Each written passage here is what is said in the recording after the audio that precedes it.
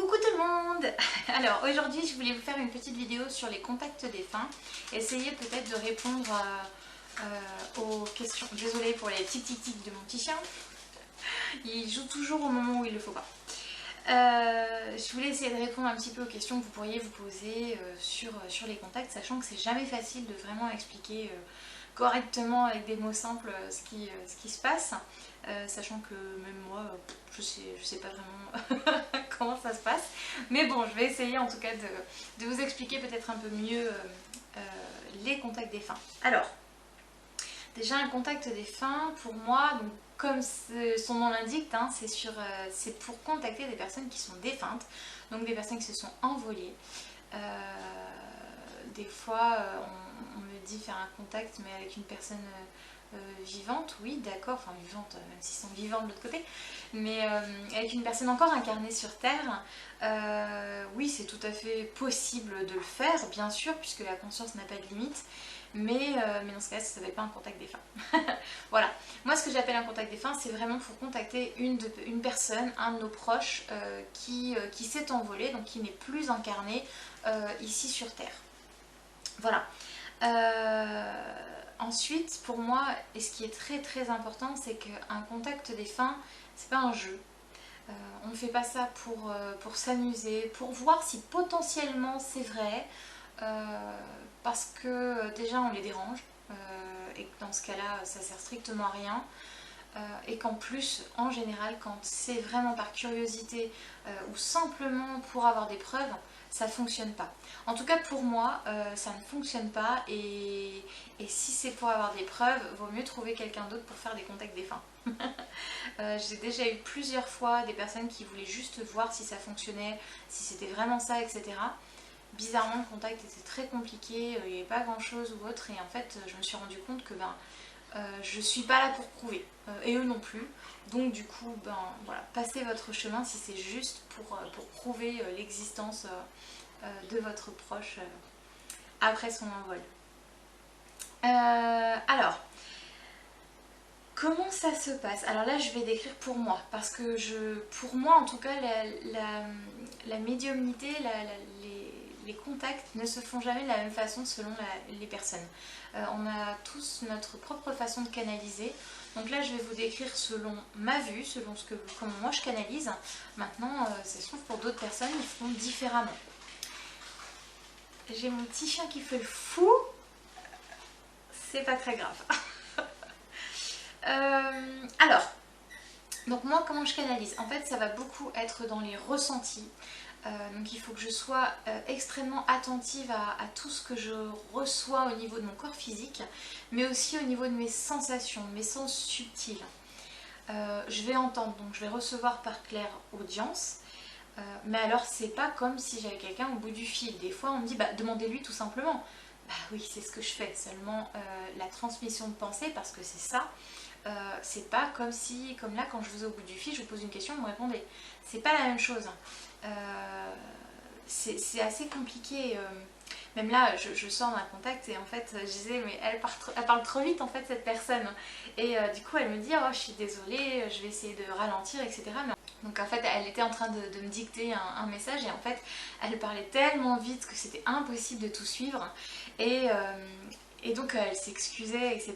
Et en fait elle m'expliquait qu'elle ne pouvait pas gérer le débit, enfin c'était un peu compliqué quoi. Et en fait je sais pas trop comment ça se passe de l'autre côté. Pour moi c'est vraiment une transmission de pensée, c'est-à-dire que c'est pas des mots, hein, ils nous parlent pas comme nous on se parle avec notre propre langage, hein. C'est la vibration qui fait que ça arrive dans notre canal et puis cette vibration se transforme en mots dans notre tête, comme une pensée, pour qu'on puisse comprendre cette vibration et qu'on puisse la transmettre.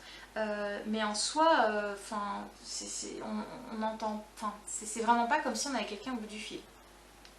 Donc c'est pas toujours évident, sachant que bien évidemment, parce que sinon ça serait beaucoup trop simple, il y a le mental aussi. Le mental fait partie de l'équation et que parfois quand on n'arrive pas à comprendre une phrase ou qu'on n'arrive pas à comprendre quelque chose, c'est aussi parce que du coup on ne... Excusez-moi. là. Si on n'arrive pas à comprendre, donc c'est aussi parce que du coup peut-être qu'on ne connaît pas par exemple l'expression. Ça m'est déjà arrivé d'avoir du mal à entendre quelque chose parce qu'en fait c'est une expression que je ne connaissais pas, donc forcément c'était un peu compliqué pour moi. Après parfois quand on va nous poser une question, faut être honnête, il y a forcément le mental qui est là, donc du coup le mental va essayer de chercher, mais en fait c'est justement ce qu'il ne faut pas faire. D'aller chercher les choses.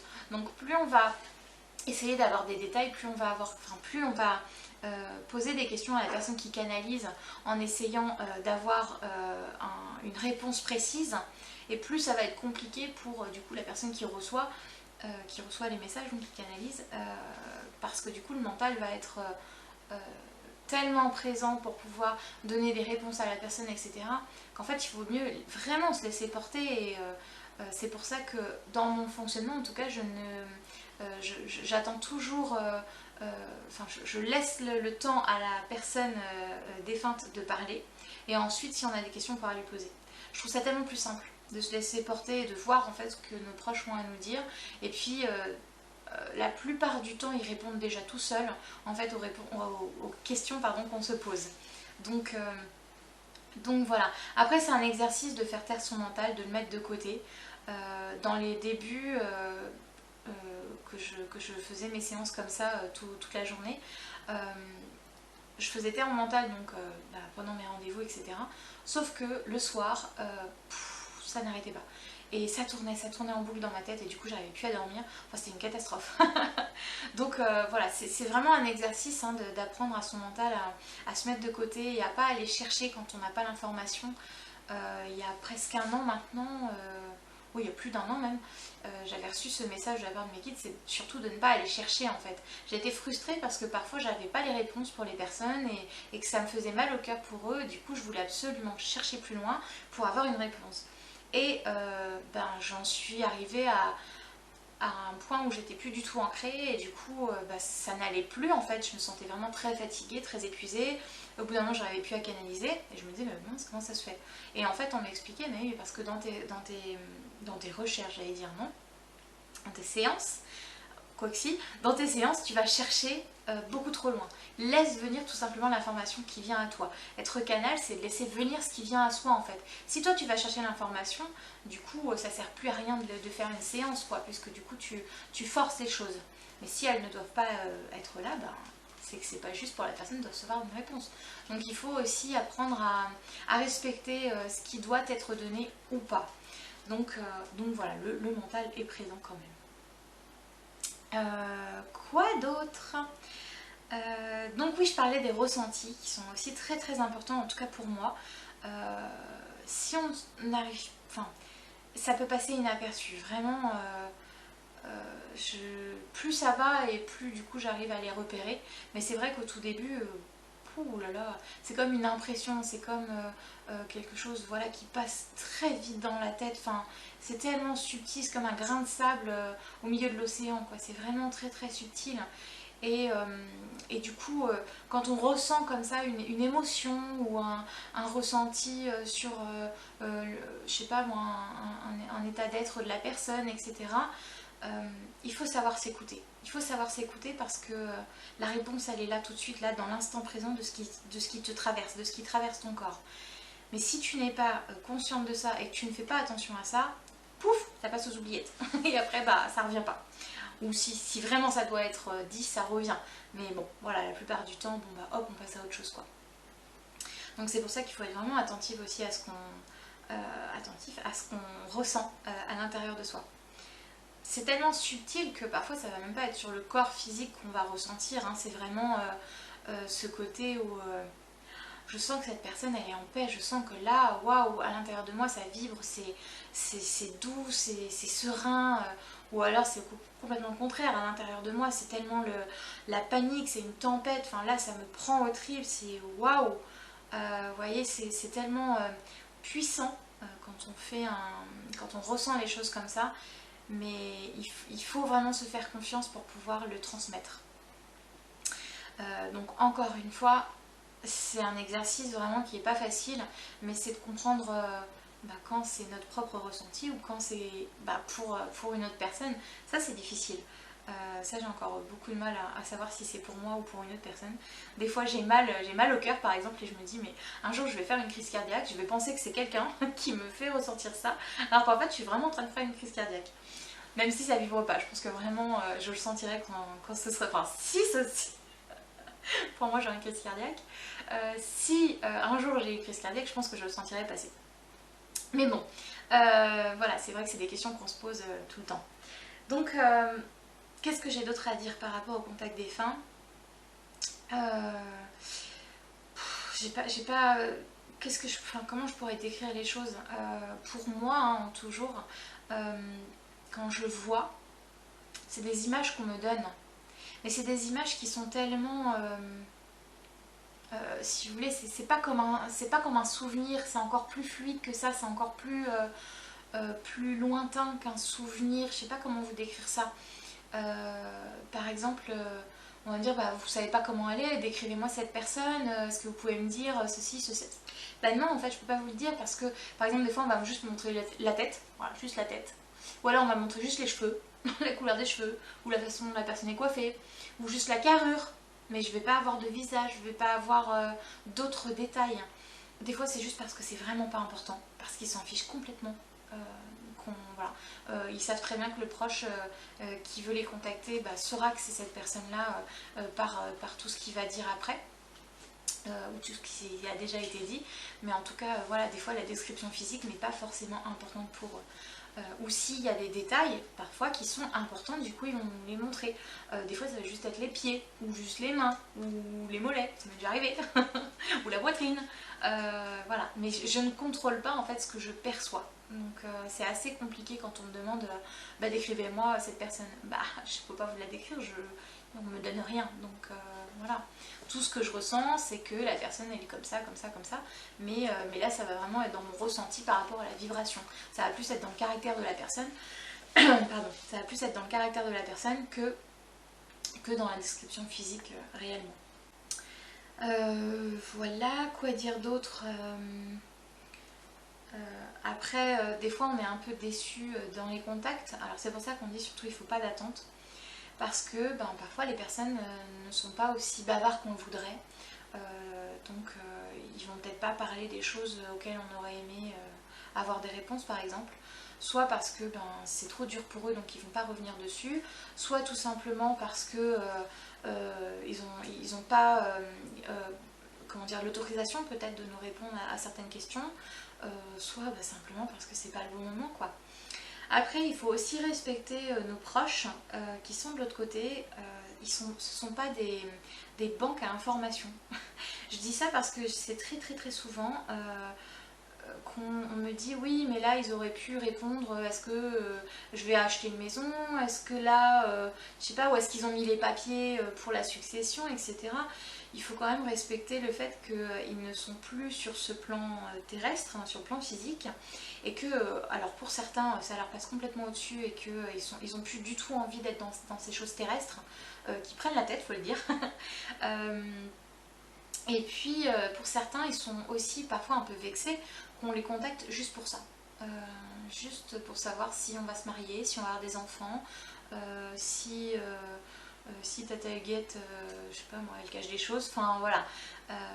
Il faut aussi respecter, il faut aussi les respecter. C'est très très important.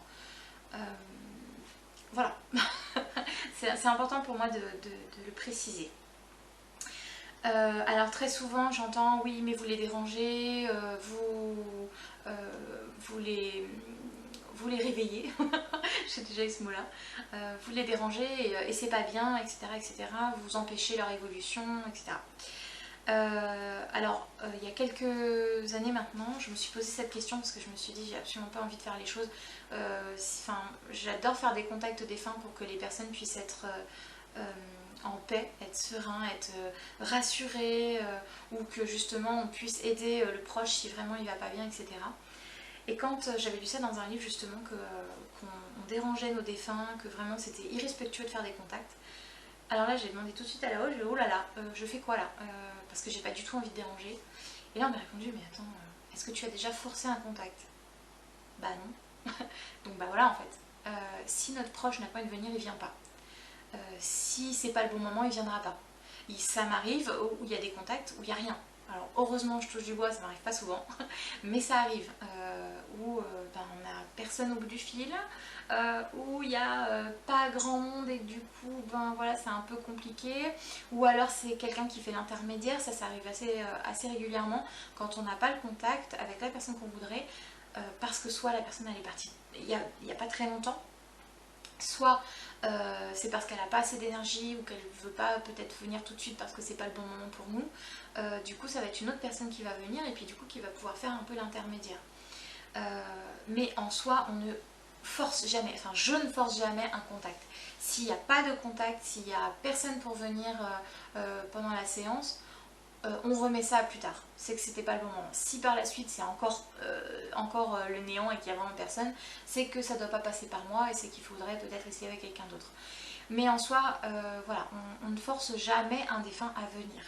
Si vraiment on sent qu'on le dérange ou qu'il nous dit, ben là, ça m'est déjà arrivé d'avoir des proches qui nous disent, ben moi je veux être tranquille, je veux plus qu'on me dérange, et ben ok, on respecte, il faut vraiment respecter ça. Alors, je vais justement parler de la notion de temps parce que vous êtes nombreux à me poser la question, à savoir quand est-ce qu'on peut faire un contact défunt. Ce que je vous réponds tout le temps et que je pense que je continuerai à dire, après on verra si je change de vue à un moment donné, mais que en fait il n'y a pas de temps, vraiment, il n'y a pas de date limite pour contacter un proche. Alors, moins on attend, c'est-à-dire que plus on fait un contact rapproché du départ de notre proche, plus ça peut être difficile. Parce que notre proche, il a peut-être encore besoin de temps pour pouvoir atterrir, comme on dit. C'est comme s'il avait fait un super long voyage et qu'on l'appelle tout de suite. Alors, ouais, enfin là j'ai un jeu d'atterrir, laisse-moi le temps, je sais pas du tout où je suis. Voilà, donc je pense que... Oh, il y a eu un petit flash de lumière là. Ma lampe qui commence à faire des siennes. Je sais pas si elle va être visible sur la vidéo, mais bon. Donc voilà, il faut leur laisser le temps d'arriver aussi, il faut leur laisser le temps de comprendre ce qui s'est passé, surtout pour des personnes qui ont eu peut-être un départ brutal ou soudain ou très compliqué à gérer émotionnellement, etc. Je pense que pour ces personnes-là, il faut leur laisser du temps. Ça ne veut pas dire qu'il ne faut pas leur parler, qu'il ne faut pas être présent, qu'il ne faut pas leur envoyer beaucoup d'amour, beaucoup de pensées. Ça au contraire, vous pouvez le faire même avant qu'ils partent, hein. On peut envoyer beaucoup d'amour à une personne qui est encore ici, qui est encore incarnée. Mais voilà, ça va les aider en fait de pouvoir leur dire que tout va bien pour nous, qu'on a envie qu'ils s'épanouissent de l'autre côté, qu'on a envie qu'ils rejoignent la lumière, qu'ils ne s'inquiètent pas pour nous, etc. Tout ça c'est des choses qui les aident. Et puis dans l'autre sens, si on attend trop longtemps, alors trop longtemps, je sais pas, peut-être une trentaine d'années, 20 ans, quelque chose comme ça, on peut du coup avoir quelques petites surprises dans le sens où ils ont évolué. Et de l'autre côté, quand on se détache, enfin de ce que je peux ressentir, parce que j'y suis pas, j'y suis jamais allée, mais de ce que je peux ressentir et de ce qui vibre pour moi, c'est quand on est de l'autre côté, on se détache un petit peu de notre côté humain, puisqu'on n'a plus d'ego de l'autre côté, enfin on s'en détache de plus en plus en tout cas. Du coup on a l'impression de plus reconnaître nos proches, je sais maman, c'est plus du tout la personne que j'ai connue, oui parce qu'elle a évolué. Donc du coup, plus on attend et plus il faut être ouvert à cette possibilité justement. Alors même s'il y a toujours des choses qu'on reconnaît dans notre proche, hein, il ne change pas du jour au lendemain non plus. Hein. Mais voilà, il y a quand même ce côté où effectivement cette possibilité que les proches aient pu évoluer et du coup qu'on ne reconnaisse plus peut-être le côté un peu ronchon de papillonné quoi. Ça peut être un peu compliqué. donc voilà, mais en soi, on ne peut pas vous donner de temps. En fait, ça dépend de votre proche, ça dépend de vous aussi si vous êtes prêt. Vraiment, il faut s'écouter. Alors ça, c'est un conseil que je donne à tout le monde quand on me pose la question, c'est écoutez-vous. Parce qu'il n'y a que vous qui pourrez savoir quand est-ce que c'est le bon moment. Vraiment, c'est... Tiens, là je le ressens aujourd'hui, j'ai tellement envie, j'ai ce côté là où, allez, là il faut que j'y aille, il faut que j'ai mes réponses, ou il faut que je sache si il ou elle va bien, etc. Donc là on y va. Par contre, s'il y a vraiment ce côté de j'ai un peu peur, et ça m'arrive souvent d'avoir des personnes comme ça qui finalement annulent les rendez-vous et me disent même je me sens pas prêt. Écoutez-vous. Avant de prendre rendez-vous, posez-vous la question. De toute façon, vos proches seront là. Hein. Donc même si vous prenez une semaine, un mois, un an, il n'y a pas de temps. Prenez le temps de vous poser la question. Est-ce que vraiment je suis prête à recevoir les messages? Parce qu'on ne sait jamais ce qu'on reçoit en fait en contact. c'est très bouleversant, c'est très, comment dire, émotionnellement c'est compliqué, c'est waouh, c'est un raz-de-marée parfois, hein. Donc il faut vraiment être prêt pour un contact. Et c'est vraiment enfin, il n'y a que vous en fait qui pouvez le sentir. Donc si vous sentez qu'il y a encore une petite peur, une petite gêne, que vous ne vous sentez pas totalement à l'aise, etc., et bien laissez un peu de temps. Peut-être que dans un mois, un an, 3 ans, 6 ans, vous vous sentirez peut-être plus prêt pour pouvoir contacter votre proche. Et à ce moment-là, et ben, ce sera le bon moment. Et le contact, du coup, il sera fluide et ce sera beaucoup plus magique pour vous. Parce que quand on est fermé à un contact, du coup l'échange est compliqué. C'est aussi pour ça qu'il faut vraiment se faire confiance sur le choix du canal que vous choisissez. Donc la personne qui va canaliser pour vous, dit le médium. Cette personne-là, il faut vraiment qu'il y ait un feeling entre vous.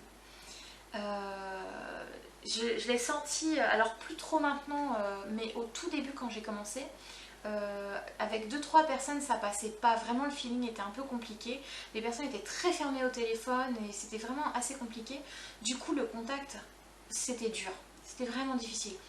Alors je dis pas qu'il faut parler parce il faut vraiment en dire le moins possible, ça c'est quelque chose, voilà, il faut vraiment donner le moins de détails possible, juste répondre oui ou non, savoir si on est sur la bonne voie parce que bah, ça aide pour notre confiance en fait. Plus on nous dit, on valide les choses et plus notre confiance grandit. Donc plus on arrive à monter et du coup à être encore plus en connexion finalement avec votre proche. Et que du coup quand on a quelqu'un qui est fermé au téléphone, c'est compliqué. Enfin c'est vraiment... c'est une porte aussi qu'on ouvre entre nous et entre notre proche. Donc si la porte déjà entre la personne qui canalise et vous, elle est fermée, bah c'est compliqué quoi. Donc ce choix est essentiel aussi. C'est pour ça qu'il ne faut pas vous précipiter. Regardez comment la personne elle fonctionne. C'est aussi pour ça que je propose mes vidéos, enfin que quand les personnes sont d'accord ou me disent je veux que ma vidéo soit en ligne, soit publiée, soit publique, je me suis du coup rangée parce que je n'étais pas trop d'accord au début. Et en fait, bah si, parce que ça montre aussi comment on fonctionne, comment on arrive à travailler finalement avec notre propre vibration. Et puis, ben voilà, des fois, certaines personnes qui pourraient potentiellement se poser des questions, bah tiens, j'aimerais bien peut-être avoir un contact avec cette personne, et que finalement, quand elle voit une vidéo, elle se dit oh là là, non, en fait, non, elle me correspond pas du tout. Ou alors, au contraire, c'est oh là là, oui, j'aimerais trop parce que je la sens comme ça et du coup, ça me rassure, etc. Enfin voilà, c'est important. Même aussi de communiquer, c'est pour ça qu'à chaque fois, quand on me demande est-ce que je peux faire une surprise à telle personne ou telle personne, oui, en soi, bien sûr, ça m'est déjà arrivé de faire des genres de petits bons cadeaux pour des contacts ou des guidances, mais c'est vrai que ça me gêne un petit peu parce que j'aime avoir au moins un contact avec la personne que je vais contacter pour la séance de contact ou de guidance, peu importe, mais juste pour voir si voilà, le feeling est là, si ça passe. Parce que si on impose la personne à notre ami ou autre, pour faire une séance et qu'avec elle ça passe pas du tout, bah du coup la pauvre personne elle peut être déçue quoi. Donc c'est très important d'avoir un premier contact avec la personne, avec les personnes avec qui on va canaliser. Voilà. Qu'est-ce que j'ai d'autre à dire? Bah écoutez, là comme ça tout de suite je n'ai plus rien qui me vient. Je pense que j'ai tout dit. N'hésitez pas si vous avez des questions à poser que j'aurais peut-être pas pensé, voilà, à me les poser en commentaire ou en message privé, il n'y a pas de souci. Oui, je pense que là, voilà, c'est déjà une bonne grosse tartine. Donc voilà, n'hésitez pas si vous avez donc d'autres questions. Pardon. Décidément, c'est la fin de la journée. Voilà. J'espère que la vidéo vous aura peut-être rassuré aussi pour vous permettre peut-être de vous lancer pour faire des contacts avec vos proches, sachant encore une fois que ce n'est pas un jeu, il ne faut pas les contacter non plus, oui voilà encore une chose que je peux vous dire, il ne faut pas les contacter trop souvent, ça sert à rien. Ça sert à rien parce que déjà, bah oui, il faut qu'ils évoluent aussi de l'autre côté, et puis au bout d'un moment ils n'ont peut-être plus grand chose à vous dire. Et il faut que vous avanciez aussi dans votre vie comme eux, il faut qu'ils avancent de l'autre côté. Donc ça sert à rien de les contacter j'avais un autre mot en tête, n'importe quoi, de les contacter trop souvent. Alors souvent on me dit oui mais au bout de combien de temps? Je sais pas, je pense un an c'est bien. Un an, ça laisse le temps, voilà, c'est quand même le minimum, je pense, pour pouvoir avoir des choses à se dire finalement. Mais en soi, ça peut être 5 ans, 6 ans, 10 ans ou plus jamais. Vous les retrouvez de l'autre côté. Mais voilà, vraiment, prenez ce temps aussi de pouvoir évoluer de votre côté de façon à ce que votre proche puisse évoluer aussi. Et puis, quand c'est le moment du contact, quand vous le sentez vraiment, et ben là, ça n'en sera que plus magique. Voilà, allez, je vous laisse sur ça. Je vous fais plein de gros bisous. Prenez soin de vous surtout. Et à très vite!